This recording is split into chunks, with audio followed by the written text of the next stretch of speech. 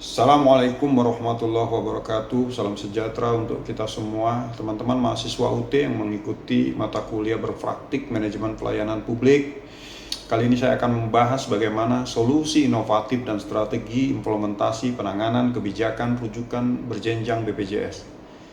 Sistem rujukan dalam pelayanan kesehatan umumnya dilakukan oleh peserta jaminan kesehatan dan seluruh fasilitas kesehatan. Berdasarkan peraturan BPJS Kesehatan, rumah sakitlah yang menjadi salah satu unit pelayanan kesehatan yang wajib melaksanakan sistem rujukan. Tujuannya untuk mengatur pelimpahan tugas dan tanggung jawab atas pelayanan kesehatan secara timbal balik. Namun pada prakteknya, adanya sistem rujukan berjenjang pada rumah sakit sering sekali mengalami permasalahan, terutama bagi peserta BPJS Kesehatan itu sendiri.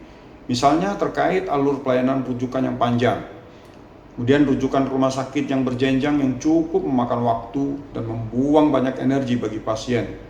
Belum lagi penanganan kepada pasien yang sudah mendapatkan jadwal rujukan oleh dokter sering sekali mengalami ketertundaan, sehingga menambah daftar panjang permasalahan dengan sistem rujukan berjenjang tersebut.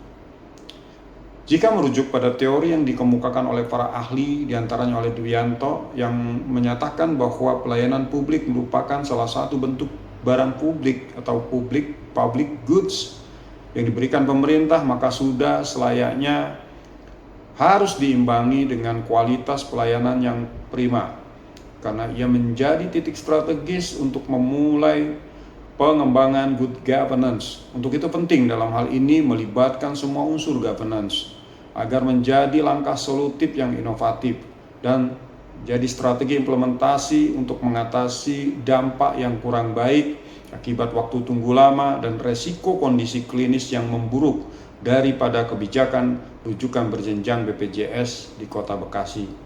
Dalam hal ini peran pemerintah sangat menentukan, terutama dalam upaya optimalisasi digitalisasi, peningkatan koordinasi antar paskes, dan juga edukasi pasien yang masif. Solusi tersebut dapat diaktualisasikan dalam langkah-langkah sebagai berikut. Yang pertama, harus ada pembentukan tim khusus dan buatan regulasi daerah. Pemerintah seyogianya membentuk tim khusus yang melibatkan Dinas Kesehatan, BPJS Kesehatan, perwakilan FKTV dan rumah sakit rujukan, dan juga membuat regulasi di mana tim tersebut bertugas menyusun dan menyepakati SOP rujukan yang seragam dan mengikat secara lokal, termasuk pembuatan alur fast track bagi kondisi-kondisi tertentu pada pasien yang sifatnya darurat.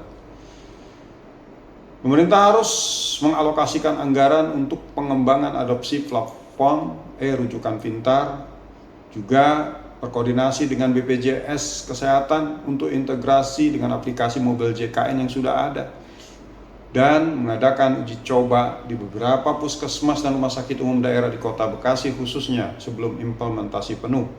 Kemudian mengadakan pelatihan dan sosialisasi berkelanjutan. Melakukan pelatihan komprehensif kepada seluruh tenaga medis dan staf administrasi di FKTP dan rumah sakit mengenai penggunaan sistem baru. Ini sangat penting agar semua tenaga medis dan administrasi memahami. Kemudian menggelar sosialisasi masif kepada masyarakat Kota Bekasi tentang tata cara dan manfaat sistem rujukan yang telah dioptimalkan, termasuk penggunaan rujukan dan mobile JKN untuk meningkatkan kepatuhan terhadap prosedur yang benar.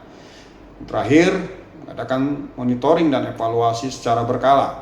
Jadi, pemerintah harus melakukan tim-tim yang bertugas melakukan monep untuk secara rutin menggunakan indikator kinerja utama atau KPI untuk memastikan menganalisa penurunan waktu tunggu rata-rata, persentase ketepatan rujukan, dan juga umpan balik pasien.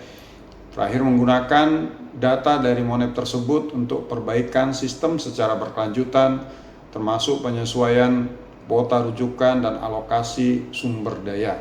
Mudah-mudahan melalui solusi inovatif dan strategi implementasi ini diharapkan sistem rujukan di Kota Bekasi khususnya menjadi lebih efisien, transparan, dan berpusat pada pasien, sehingga waktu tunggu dapat diminimalisir dan kondisi klinis pasien dapat ditangani dengan lebih optimal.